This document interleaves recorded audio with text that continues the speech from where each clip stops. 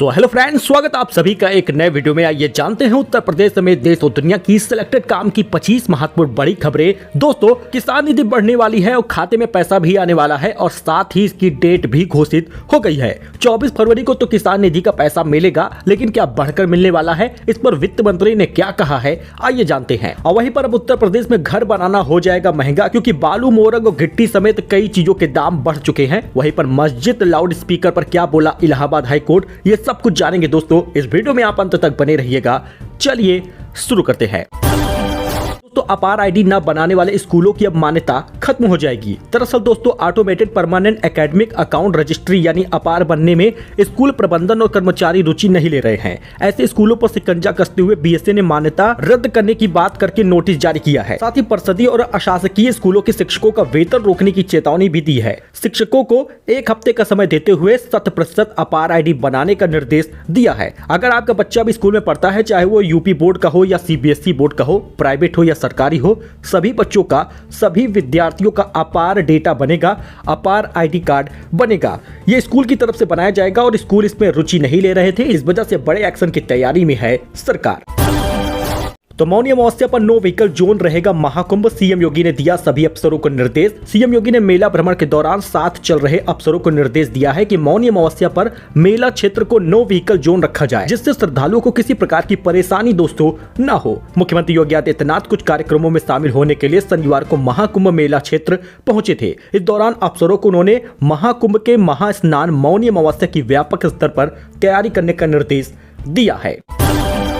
तो रिक्शा चालक अहमद अली बने गणतंत्र दिवस के स्पेशल गेस्ट, पीएम मोदी ने दिया था इनविटेशन। पीएम मोदी ने मन की बात कार्यक्रम का आयोजन किया था। इस दौरान पीएम ने अहमद अली का जिक्र किया था। इस दौरान पीएम मोदी ने कहा कि अहमद अली एक अशिक्षित व्यक्ति हैं जो समाज में शिक्षा का उजाला फैला रहे हैं। तो दोस्तों, रिक्शा चालक अहमद अली को गणतंत्र दिवस पर पीएम मोदी ने बुलाया था।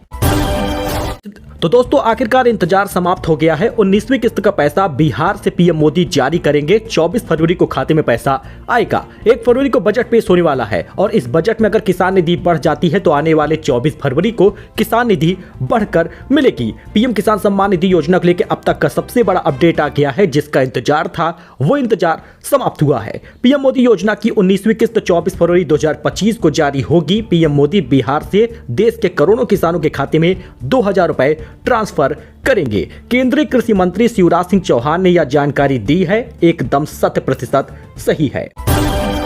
देखिए, बजट 2025 में जो बड़ी खबर सामने आ रही है वो किसानों के लिए है, क्योंकि 10,000 रुपए तक बढ़ जाएगी किसान निधि। 6,000 मिलता है, 4,000 की बढ़ोतरी होगी। 1 फरवरी 2025 को पेश होने वाले केंद्रीय बजट में सभी लोगों को बड़ी उम्मीदें हैं और ये उम्मीदें अब सच दिखती नजर आ रही हैं, क्योंकि वित्त मंत्री ने इस पर एक बात कही है जो सभी किसानों के लिए बड़ी खुशखबरी ला रहा है। अभी तक किसानों को सालाना 6,000 रुपए मिलता है, लेकिन वित्त मंत्री ने कहा कि किसानों की आय बढ़ाने पर बजट में फैसला हो सकता है। बजट में किसानों को खुशखबरी मिल सकती है। वित्त मंत्री की तरफ से बयान आया है, तो आने वाले समय में ये बड़ा लाभ दोस्तों मिल सकता है। तो दोस्तों, अब एयरटेल ने ट्राई के दिशा निर्देशों का पालन करते हुए इन दोनों प्लानों की कीमतों में अपडेट ला दिया है। यह दोनों प्लान अब नई कीमतों के साथ कंपनी की वेबसाइट पर लिस्ट भी हो चुके हैं। आपको बता दें, जियो भी 1748 रुपए का नया वॉइस एसएमएस ओनली प्लान ले आया है, जो 210 रुपए तक सस्ता है।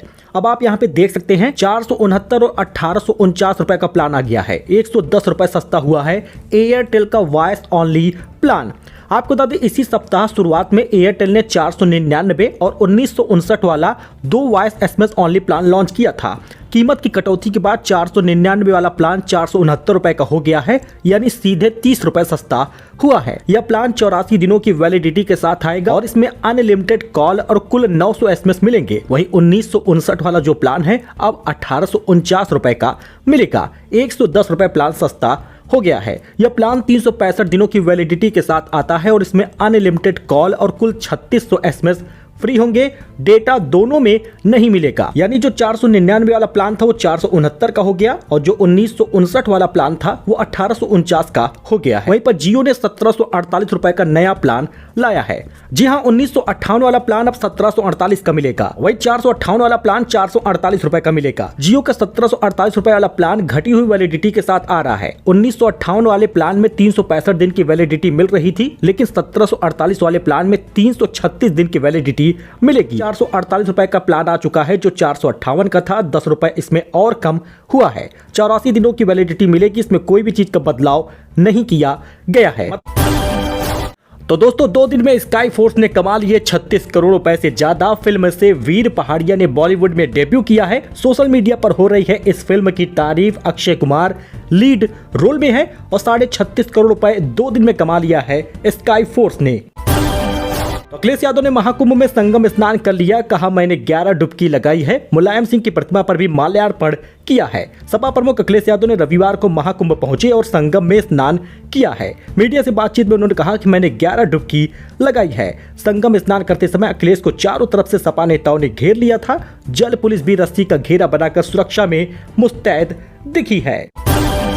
गोरखपुर में फ्री राशन योजना का नया नियम लागू हो गया है। ई-केवाईसी जरूरी होगी वरना कट जाएगा नाम। 15 फरवरी इसकी लास्ट डेट बताई गई है। गोरखपुर में सार्वजनिक वितरण प्रणाली के तहत फ्री राशन पाने के लिए ई-केवाईसी अनिवार्य होगा। शासन ने 15 फरवरी को अंतिम तारीख तय की है। इस तारीख तक ई-केवाईसी न कराने वालों को राशन कार्ड निरस्त कर दिया जाएगा, उनका नाम सूची से हटा दिया जाएगा। तो यूपी का बंटवारा होना चाहिए या नहीं, सामने आया सीएम योगी का स्टैंड। उन्होंने क्या बोला जरा जानिएगा। उत्तर प्रदेश के विभाजन के मुद्दे पर पहली बार सीएम योगी ने अपना स्टैंड रखा है। वह यूपी के बंटवारे के विचार से सहमत नहीं है। उनका मानना है कि उत्तर प्रदेश में एक रहने से ही उसकी ताकत रहेगी, बंटवारे से नहीं। तो यूपी गवर्नमेंट ने लिया बड़ा फैसला। मत्स्य पालकों के बच्चों की पढ़ाई का खर्च उठाएगी यूपी सरकार। इंटर से पीजी तक की फीस होगी माफ। जी उत्तर प्रदेश सरकार ने मत्स्य पालकों के बच्चों के लिए शिक्षा में सहायता प्रदान करने के लिए एक नई योजना शुरुआत की है। इस योजना के तहत इंटरमीडिएट से स्नातकोत्तर तक के बच्चों का जो छात्र हैं उनकी फीस 10,000 से 50,000 रुपए तक प्रतिपूर्ति सरकार देगी। दोस्तों 1 करोड़ रुपए में तैयार होगी अमेठी ओवरब्रिज की सर्विस लेन। अगले सप्ताह शुरू होगा निर्माण कार्य, व्यापारियों को मिलेगी राहत। अमेठी के ककवा रोड स्थित रेलवे ओवरब्रिज की बदहाल सर्विस लेने का निर्माण का रास्ता साफ हो गया है। शासन ने 1 करोड़ रुपए की धनराशि स्वीकृत की है। तो दिल्ली चुनाव से बड़ा अपडेट सामने आ रहा है। केजरीवाल बोले केंद्र सरकार ने 400-500 लोगों का 10 लाख करोड़ रुपए का कर्जा माफ किया। जीएसटी जनता पर टैक्स का बोझ बढ़ा दिया। दिल्ली के पूर्व मुख्यमंत्री अरविंद केजरीवाल ने रविवार को ये बड़ा बयानबाजी की है। बीते 5 साल बीजेपी के सरकार ने 500 लोगों को 10 लाख करोड़ रुपए का कर्जा माफ किया है। एक व्यक्ति का 46,000 करोड़ रुपए का कर्जा माफ किया है, ऐसा आरोप लगाया है। तो काशी विश्वनाथ में 12 लाख भक्त, 2 किलोमीटर लंबी लाइन, वृंदावन की गलियों में पैर रखने की जगह नहीं। अयोध्या पहुंचे 5 लाख श्रद्धालु। विजुअल आप देख सकते हैं। काशी मथुरा अयोध्या में वीकेंड पर भक्तों की भीड़ उमड़ पड़ी है। शनिवार रविवार को खूब भीड़ देखने को मिली। काशी में 12 लाख लोग पहुंचे हैं। बाबा विश्वनाथ के दर्शन के लिए 2 किलोमीटर लंबी कतारें लगी हैं। लगातार दूसरे दिन गोदौली और आसपास के इलाकों में गलियां सड़कें फुल रही। वृंदावन के बांके बिहारी के दर्शन के लिए 3 लाख भक्त पहुंचे हैं।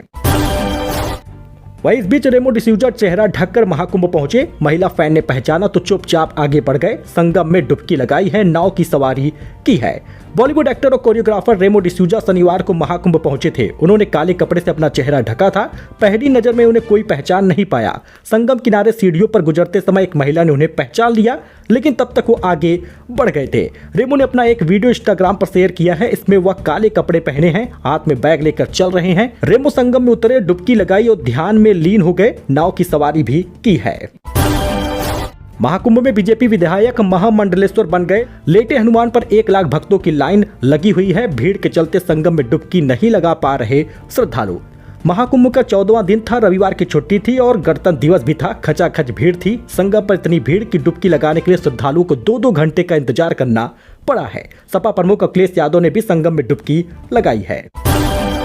तो कर्तव्य पथ पर गणतंत्र दिवस का कुछ इस प्रकार का नजारा देखने को मिला। अपाचे राफेल ने बनाया विक्ट्री फॉर्मेशन। पहली बार एक साथ 5,000 कलाकारों ने परफॉर्मेंस भी की है। मोदी दर्शकों के बीच पहुंचे हैं। 15 मिनट नागा साधुओं को दे दो, ओवैसी वाले चैलेंज पर बोले भाजपा विधायक। जरा विजुअल आप देखिएगा, उन्होंने आखिर क्या कहा। ओवैसी पर पलटवार करते हुए राजा सिंह ने कहा 15 मिनट चाहिए।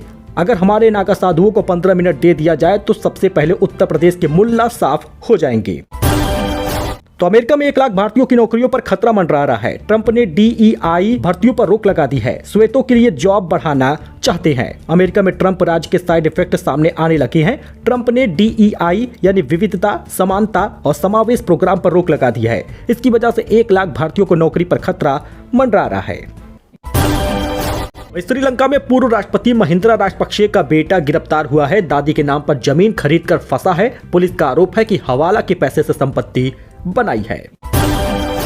अपर्णा यादव ने संगम में डुबकी लगाई। महाकुंभ में योगी बोले, बांटने वाली ताकतों से सावधान रहें, अयोध्या की तरह हर तमन्ना साकार होगी। 4 खिलाड़ियों को यूपी का सबसे बड़ा खेल पुरस्कार मिला। प्रीति प्रदीप को पैरा एथलीट में और रवि और अरीबा को मिला है सम्मान। दोस्तों, यूपी में साल 2023-24 के खेल पुरस्कार की घोषणा हो गई है। 4 खिलाड़ियों के नाम घोषित हुए हैं। एथलेटिक में प्रीति पाल, प्रदीप कुमार, वुशु में रवि सूर्यवंशी और शूटिंग में अरीबा खान को यह पुरस्कार दिया गया है। अगर परेशानी का सबब बनता हो, ऐसा क्यों कहा इलाहाबाद हाई कोर्ट ने। मस्जिद पर लाउड स्पीकर लगाने की मांग को लेकर इलाहाबाद हाई कोर्ट ने खारिज कर दी है याचिका। इलाहाबाद हाई कोर्ट ने मस्जिद पर लाउड स्पीकर लगाने की मांग वाली याचिका खारिज कर दी है, यह कहते हुए कि धार्मिक स्थान प्रार्थना के लिए होते हैं और लाउड स्पीकर के इस्तेमाल अधिकार का विषय नहीं है। इलाहाबाद हाई कोर्ट ने एक रिट याचिका खारिज की है जिसमें मस्जिद पर लाउड स्पीकर लगाने की इजाजत राज्य अधिकारियों से मांगी गई थी, जिसको खारिज कर दिया है। अच्छा, इसके साथ ही उत्तर प्रदेश में अब घर बनाना दोस्तों महंगा हो गया है। बड़ी खबर सामने आ रही है, कई सामान महंगे हो गए।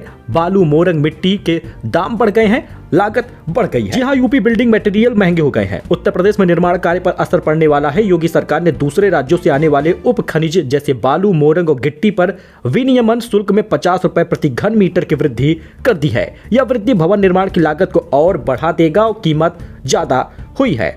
पहले 100 रुपए लगता था, अब 150 रुपए लगेगा। भूतत्व और खनिकर्म विभाग द्वारा जारी किए गए आदेश के तहत यह नियम प्रभावी हो गया है। इस बदलाव से राज्य में भवन निर्माण सामग्री की कीमतों में वृद्धि होने की पूरी संभावना है। तो कुल मिलाकर ये सामान महंगे होंगे, जिससे अब घर बनाना महंगा होगा। कड़ाई से वाहनों की जांच हो रही है। 5 जिलों के खान अधिकारियों का तबादला भी इसी वजह से हुआ है।